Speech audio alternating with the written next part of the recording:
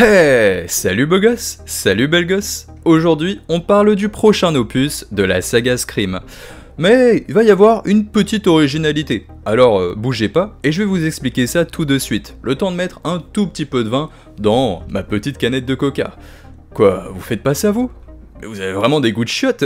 Il y a quelques semaines, j'ai sorti une vidéo qui évoquait l'ensemble des rumeurs et des informations dont nous disposons pour la sortie du 7ème opus de la saga Scream. Bon, si on fait rapidement un petit bilan, on abordait les propos de Jenna Ortega, qui disait avoir évoqué avec les réalisateurs son envie de partir tourner dans un tout nouvel environnement, plutôt inédit pour la franchise, comme, je sais pas, le Mexique ou carrément la ville de Paris. Ça serait extraordinaire bordel. On a également abordé quelques hypothèses scénaristiques, comme la venue de la maman de Samantha et de Tara, ou encore la question de savoir si c'était encore pertinent de faire revenir le personnage de Sidney Prescott, les réalisateurs ayant confirmé en interview leur volonté de retourner avec Neve Campbell. Neve Campbell étant l'actrice incarnant notre sublime héroïne complètement légendaire. Mais ça vous le saviez, non? Et par la même occasion, je vous ai même demandé de m'envoyer des petits audios pour connaître vos avis, vos opinions. C'est quoi vos idées pour Scream 7? Qu'est-ce que vous voulez voir? Quelles sont vos idées de scénario par exemple?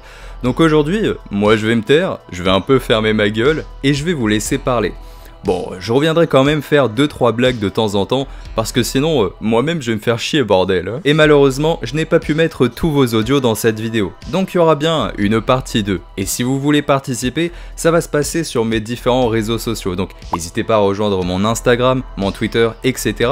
pour participer à cette large propagande digne des Allemands pendant la fameuse Grande Guerre. Non, un peu bizarre cette phrase, mais je l'assume complètement. Et avant qu'on commence, sachez qu'on a obtenu quelques informations plutôt inquiétantes. Selon les rumeurs hollywoodiennes, la société de production qui s'occupe de Scream souhaiterait sortir plutôt rapidement un tout nouvel opus. Dans l'idée, c'est comme Call of Duty, pour ceux qui ont la référence. Ils veulent qu'on obtienne un tout nouvel opus de Scream chaque année. Le problème c'est qu'entre-temps, Jenna Ortega c'est devenu une superstar, et que son emploi du temps, il est un brin chargé. Alors vous allez me dire légitimement, ils ont qu'à décaler la date du tournage. Sauf que, ils ont pas l'air d'avoir vraiment envie. Il y avait déjà eu un problème similaire pour le 3ème opus de Scream. Neve Campbell, elle était prise dans un autre tournage, et elle a donc dû jouer ces différentes scènes sous 2 semaines. Mais genre, seulement en 2 semaines bordel. Sauf que là pour Scream 7, il semble être prêt à tout, quitte à le faire sans la présence de Jenna Ortega. Et donc pour le dire plus grossièrement, ils sont prêts à l'écarter du projet. Si vous voulez mon avis, c'est peut-être un prétexte pour l'équipe de production. Et comme désormais Jenna Ortega, elle coûte cher niveau salaire de par sa toute nouvelle popularité, c'est en quelque sorte un mal pour un bien pour les studios si elle n'est pas disponible au moment du tournage. Scream, c'est des films qui doivent être rentables et c'est tout. Donc on diminue le budget au maximum pour que cela rapporte plusieurs millions de dollars sans prendre trop de risques. Et payer une actrice trop chère depuis que Neve Campbell elle a été écartée de Scream 6, on voit clairement que ce n'est pas au centre de leurs préoccupations et de ce qu'ils ont envie de faire. Donc ça fait un peu peur pour la suite. Bon, et vu qu'on parle de foutus capitalistes prêts à tout pour gagner de l'argent, j'en profite pour faire moi aussi ma petite propagande personnelle. N'hésitez pas à vous abonner et à mettre un tout petit pouce bleu pour soutenir la chaîne et évidemment la culture de l'horreur. Ouais, ça fait un peu forceur. Dans tous les cas, j'espère qu'ils vont se calmer et prendre un peu de recul. Parce que pour moi, Samantha ne va pas sans Tara, et Tara ne va pas sans Samantha. Bon, ok, je sais, j'ai déjà beaucoup trop parlé pour aujourd'hui. Et vous, les fans de Scream, ceux qui suivent la chaîne, et c'est un immense honneur de vous avoir. Vous pensez quoi de tout cela? Qu'est-ce que vous voulez obtenir pour le 7ème opus à venir? Salut mes Romains. Alors moi, très honnêtement, Scream, je t'avoue, je m'en bats les couilles. Enfin, c'est vraiment de la merde. C'est une saga de merde pour des merdes. Ça a été créé pour des merdes, donc c'est un peu de la merde. Moi, je veux juste savoir si tu peux envoyer une photo de toi à poil, parce que franchement, t'as l'air d'avoir une sacrée beuteuse, quoi. Bon allez, merci, et puis passe une bonne journée, frérot. Salut, Parfois je me demande mais qu'est-ce qui se passe dans la tête des gens? Et en fait non, c'est sans doute la chose la plus drôle que j'ai entendue de toute ma vie. Bon, est-ce qu'on pourrait se recentrer un tout petit peu sur le sujet et écarter les trolls, mais par pitié. Salut, est-ce que ça va bien? Alors moi ça va super parce qu'en fait du coup j'ai regardé ta vidéo qui était sortie concernant les théories pour Scream 7 et je vais expliquer les miennes. Alors désolé si ça risque d'être un petit peu long, mais j'ai vraiment taffé dessus, je me suis retapé tous les scrims pour que ça ait un petit peu de sens et que je me fasse pas des fausses idées. Premièrement, je pense qu'il y a moyen que Ethan Landry du 6e, il puisse revenir. Premièrement, parce qu'il n'a pas été tiré dans la tête, et il est vierge, en fait. Et comme le dit Randy dans le premier, les vierges ne peuvent pas mourir. Elle sème toujours l'assassin dans la poursuite finale. La virginité est un rempart contre le mal, c'est une des règles du genre. Il y a des règles immuables à respecter si on souhaite rester vivant jusqu'au mot fin. Procédons dans l'ordre. Règle numéro 1, surtout jamais de sexe. Pas d'exception, jamais d'exception. Et ça en vient à ma deuxième théorie. Je suis persuadée qu'on aura un comeback de Stumacher dans le 7e. Alors, je sais pas si ce sera dans le 7e ou dans un autre prochain, mais je pense qu'il y a moyen qu'il puisse revenir. Premièrement parce qu'en soi, il a jamais été prouvé qu'il était mort. Et en soi, il s'est juste pris une télé sur la tête, en soi, ça va. Non, mais par contre, sinon, dans le 6e opus, il y a des petites nuances.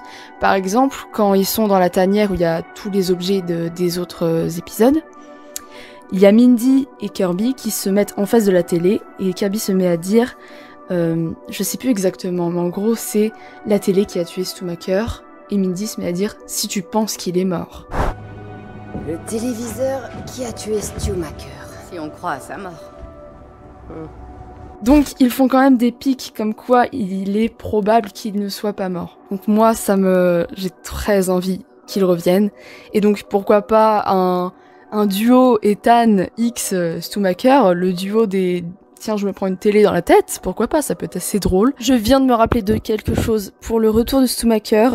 L'acteur, donc Matthew Lillard, avait fait une interview l'année dernière pour les 25 ans du premier, et il avait dit qu'il était totalement pour un retour de Stu. Il avait même demandé genre des fanarts de lui en Stu, mais assez chauve avec des tatouages balafrés de partout.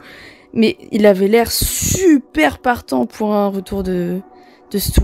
Donc ça, c'est un bon point. Si l'acteur, il est ok, il y a plus que le scénar. Hein. Mais malheureusement, je me dis, s'il y a un retour de Stu, il y aura probablement un retour de Sydney. Et là, je suis d'accord avec toi. Non, faut laisser Sydney tranquille maintenant. Parce qu'en plus, si elle revient, c'est pas bon pour elle, quoi. Je pense qu'elle risque de clamser si elle revient. Honnêtement, j'ai rien à dire. Cette présentation était absolument parfaite. Alors je vais pas vous mentir, lors de ma précédente vidéo, j'ai pas osé aborder cette théorie autour du retour de Stu, parce que les fans se disputent énormément vis-à-vis de cette fameuse théorie, entre ceux qui y croient, ceux qui n'y croient pas, et c'est même plutôt virulent dans les échanges, surtout depuis cette réplique. Le téléviseur qui a tué Stumacher, si on croit à sa mort.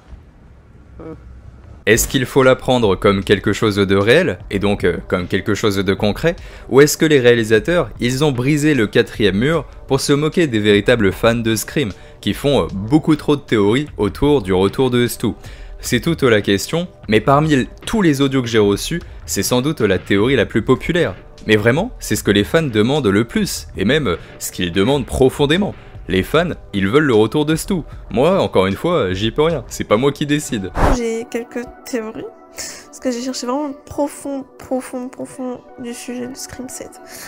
Il y aurait un possible retour de Stumacher, donc j'en ferai la vidéo juste après. Tu vois, dans Scream 6, dans la scène auquel il y a Mindy et Kirby qui regardent la télé qui a possiblement tué Stumacher. Mindy sort la phrase à Kirby, c'est la télé qui a tué Stumacher. Kirby lui répond « Si vous croyez qu'il est mort ». Donc il y a de grandes chances, ou de petites chances, qu'il soit de retour dans Scream 7. Tout le monde en parle.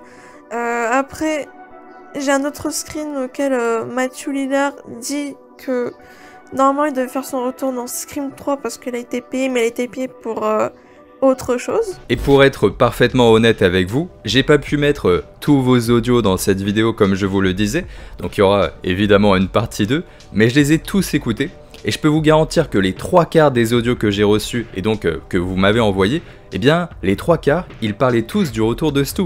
Et c'est même pas une demande, c'est genre une majorité des fans qui demandent ça, et en vrai, ouais, je trouve ça plutôt dingue. Salut Romain, c'est Kevin Wonderland que tu vois souvent dans tes commentaires. Bon bah écoute, moi pour Scream 7, j'aimerais vraiment que le tueur soit lié aux 3 premiers Scream. Peut-être un éventuel retour de Stu, car je pense que l'idée que Stu puisse revenir en tant que tueur, moi c'est une idée que j'aimerais beaucoup. Je pense que je suis pas le seul fan de la saga Scream à attendre le retour de Stu. Une fois, j'avais vu aussi dans tes commentaires que tu parlais d'un éventuel retour de Jill, hypothèse qu'elle soit pas morte. Après tout, Kirby a survécu, ben pourquoi pas Jill. Donc j'aimerais vraiment que cette fois-ci le tueur soit vraiment lié au premier Scream, voire les 3 premiers, ou le numéro 4. Mais pas forcément qu'il soit lié au 5 et au 6. Et pour le reste, je ne suis pas forcément pour le retour de Sydney, car je trouve que la franchise sur le dernier Scream a très bien marché sans elle. Mais par contre, le retour de Gail, moi j'aimerais vraiment qu'elle soit là pour le prochain.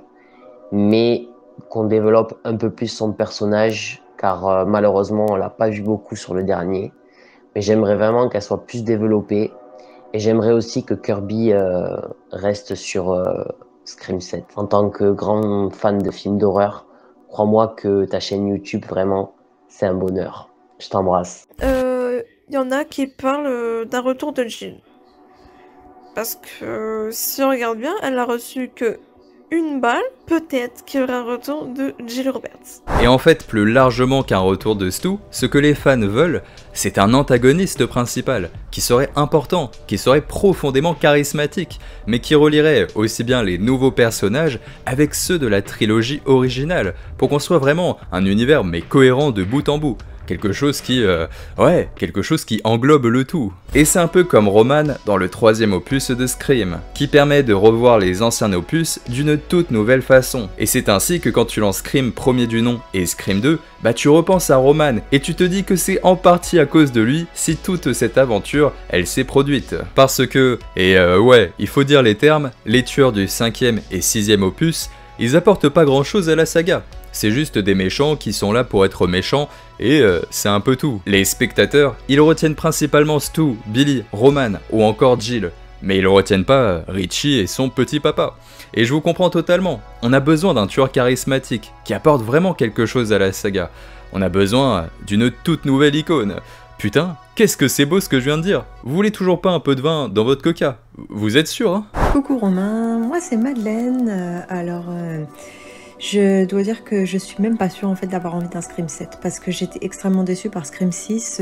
Moi c'est plus la franchise que je connais, bon j'ai 40 ans, j'ai grandi avec le premier Scream, je suis pas du tout sûre que ce soit quelque chose qui continue de me parler en fait au niveau de la tournure que prend la franchise. La seule chose qui pour moi pourrait être intéressante, ce serait vraiment de voir Sam vriller complètement, vraiment passer du côté obscur, voire même en entraînant Tara dans sa chute. Après j'ai des doutes aussi quant à la possibilité d'avoir Tara qui soit vraiment un personnage central dans la mesure où elle va coûter très cher et que s'ils n'ont pas été prêts à payer pour Neve Campbell, je pense qu'ils seront plus prêts à payer pour Jenna Ortega. Bref, moi franchement à part un retournement total des sœurs Carpenter, j'ai du mal à voir comment la saga pourrait de nouveau me surprendre parce que je pense que Manon nous a déjà tout fait et je partage complètement ton avis. Richie, non mais pitié non, on arrête avec ça, on arrête avec sa famille, on arrête avec les liens avec les anciens tueurs, là maintenant on passe à autre chose et comme dit, à force de nous teaser que Sam elle peut basculer à tout moment, ce serait peut-être temps que ça arrive finalement quoi. Allez, salut et merci pour tout. Et je ne peux que respecter l'opinion de Madeleine, et surtout être d'accord avec son constat. Ils peuvent pas refaire un nouvel opus où Samantha, elle est encore tourmentée, et à la fin elle hésite encore. Il va falloir désormais aller beaucoup plus loin, et prendre une décision. Et ouais, il va falloir trancher les amis, à un moment ou un autre. Scream 6 apportait déjà des réponses à nos questions, avec les différentes scènes où Samantha, elle se livre au psychiatre, et où elle affirme avoir parfois des envies plutôt sombres. Je lui ai mis 22 coups de couteau et je lui ai tranché la gorge. Et après je lui ai tiré une balle dans la tête. Mais c'est pas pour ça que je suis là. Pourquoi êtes-vous là? Parce que... j'ai trouvé ça naturel. ou même les scènes où elle semble lier une forme de respect envers son petit papa, qui est pourtant un tueur en série, pas vraiment fréquentable, ce qui d'ailleurs va complètement troubler le personnage de Tara, parce qu'elle a très bien compris que le père de sa sœur, eh bien il était toujours important pour elle. Et donc maintenant, il va falloir une évolution à cette chose. Est-ce que l'évolution, ça serait pas de voir Samantha basculer du mauvais côté? Alors pas forcément la rendre Ghostface, mais une sorte de point de non-retour, pour protéger Tara par exemple. Elle serait prête à tout, au point de tuer un innocent qu'elle penserait coupable. Genre, pour protéger sa sœur, elle tue quelqu'un qu'elle pense être le coupable, alors que ce n'est pas le cas. Et donc elle serait en quelque sorte recherchée par la police pendant toute l'aventure. Alors, c'est une idée, mais je vous l'expose comme une autre. Parce qu'en faisant cela, tu tranches avec son personnage. Tu l'as fait sombrer de plus en plus, mais de façon intelligente. Et nous, on adore les personnages torturés. Guts dans Berserk, Bruce Wayne dans Batman, Samantha dans Scream. Est-ce que je continue pendant plus d'1 heure avec mes comparaisons? Ou vous voulez que j'arrête? Non, mais très bien, j'arrête, y a aucun souci, hein. Et j'en viens à ma dernière théorie. Je veux personnellement que Samantha tourne du mauvais côté. C'est prévisible, je le sens que ça va arriver un moment, et puis... Ah, j'ai tellement envie, quoi, parce que ça nous titille depuis le 5e opus, là, j'ai très envie de voir la lignée des Loomis continuer sur leur lancée, on va dire. Et parce qu'elle a tellement... elle a tellement de doutes, en fait, que juste qu'à un moment, elle cède du mauvais côté, ça pourrait être très intéressant. Surtout si il y a un retour de Stumacher, sachant que donc le père de Samantha était Billy Loomis, et que Billy et Stu étaient très proches, ça pourrait être très intéressant. Et donc ça serait peut-être comme un oncle, peut-être, qui l'aiderait, tout ça. Et donc peut-être un trio avec Ethan, mais sachant, enfin, vu les relations vers la fin entre Ethan et Samantha, ça risque d'être compliqué. Mais enfin, il y a possibilité.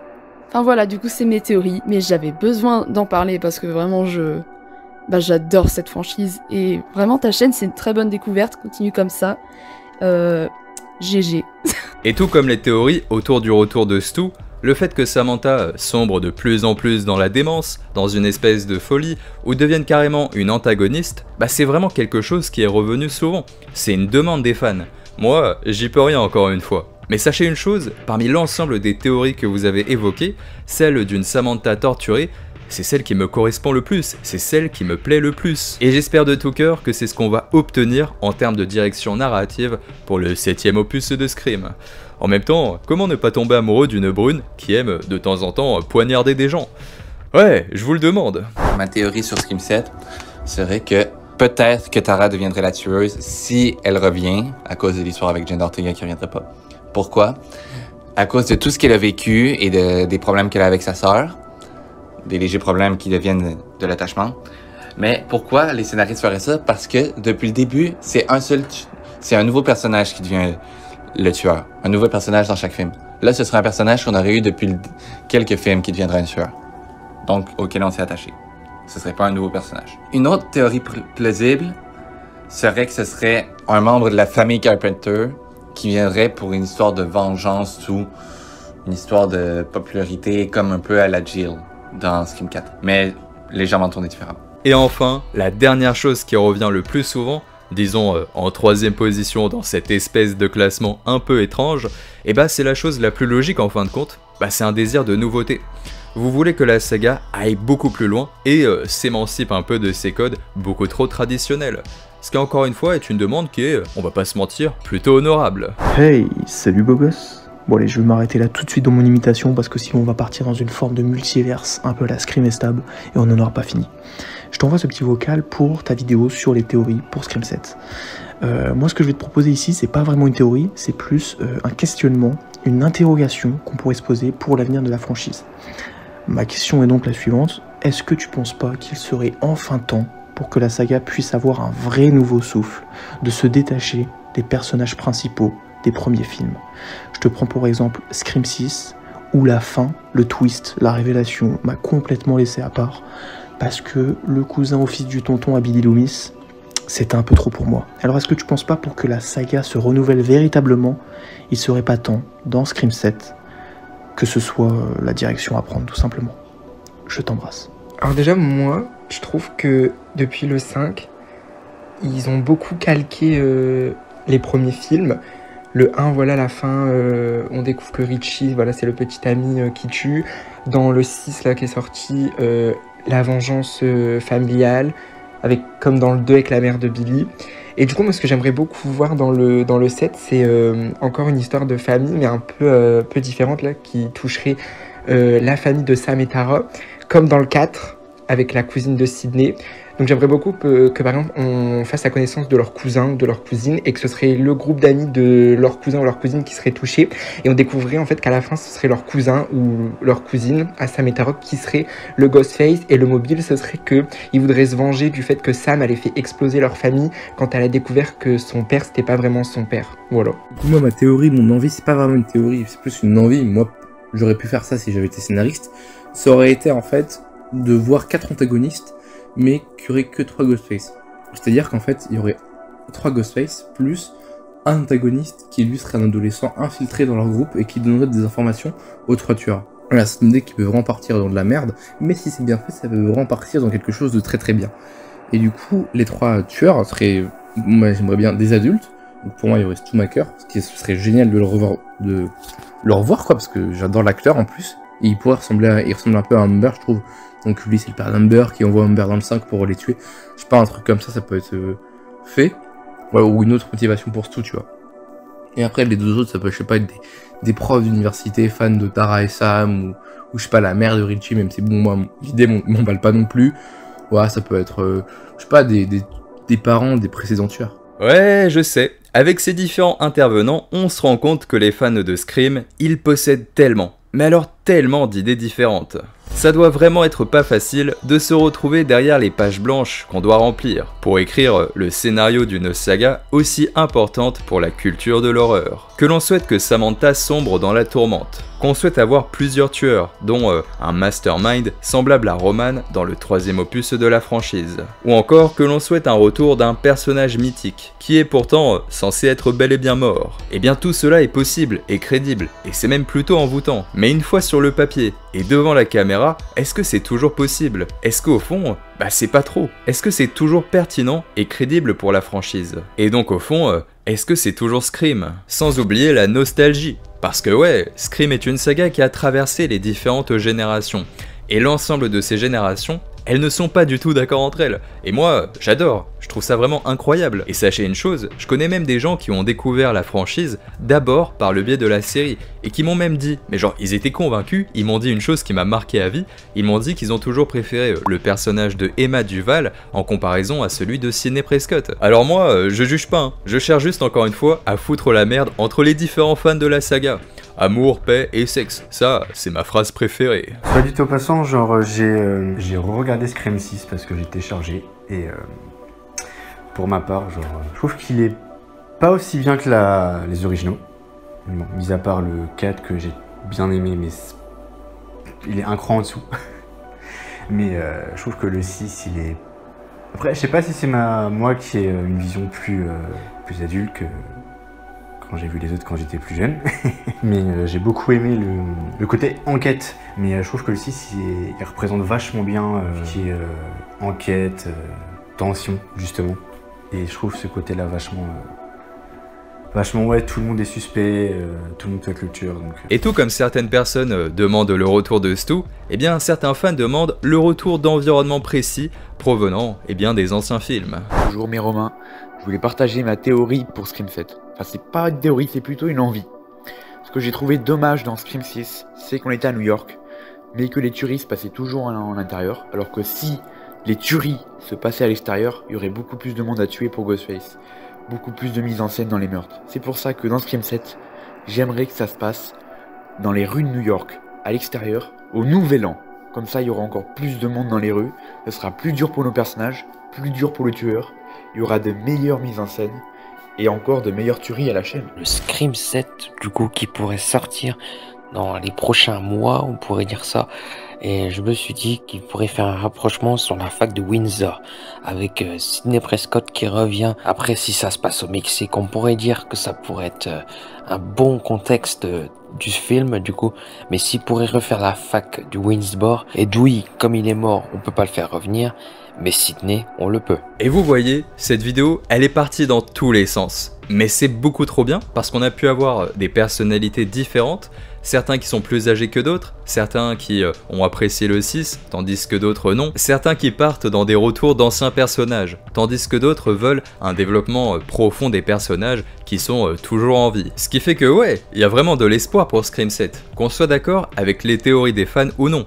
Les idées sont présentes, et tant qu'il y a des idées, on peut continuer d'écrire une histoire. Et tant qu'il y a des idées, le syndrome de la page blanche, on l'éloigne à grands coups de pied au cul, bordel. Donc oui, Scream 7 possède un fort potentiel, mais est-ce que cela est suffisant, ou est-ce que la saga va plonger dans une déception grandissante? Aussi bien pour ceux qui sont déjà convaincus par les 2 derniers opus, que pour ceux qui ne le sont pas du tout. Le mystère, il reste entier. Mais au moins, cela risque d'être plutôt intéressant pour l'avenir. J'en profite pour remercier l'ensemble des intervenants. Merci d'avoir pris le temps de vous enregistrer, de réfléchir à ce que vous souhaitez et imaginer pour la suite de cette aventure. Vous êtes vraiment des personnes extraordinaires, sachez-le. Tout comme toi, derrière ton petit écran. T'as l'air d'ailleurs d'être plutôt sexy. Je vais t'enculer.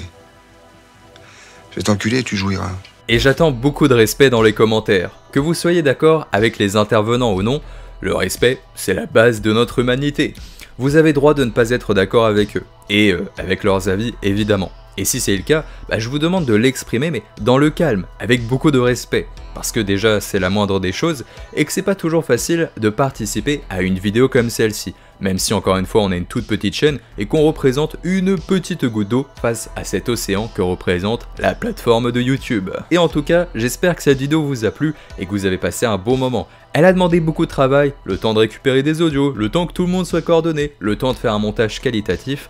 Donc si elle vous a plu, et si seulement elle vous a plu, n'hésitez pas à supporter la chaîne en vous abonnant, en likant, en partageant, bref, en faisant la propagande de cette somptueuse vidéo. Et je remercie évidemment les personnes qui ont participé à cette vidéo.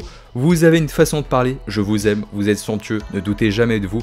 Bref, vous avez été extraordinaire et j'aime voir les fans de Scream discuter dans le calme avec une gentillesse. Toutes les personnes qui ont participé, si vous écoutez le brin de leur voix, vous sentez que c'est des bonnes personnes et c'est la chose la plus importante sur cette foutue planète Terre. Bref, vous connaissez la propagande de YouTube, n'hésitez pas à liker, partager, vous abonner. C'était Meromain et j'espère que vous avez passé un bon moment en ma petite compagnie. N'hésitez pas à vous ouvrir une bière et puis moi je vous fais de gros bisous. Allez, c'était Meromain, à la prochaine. Mouah, ciao Ben et les amis.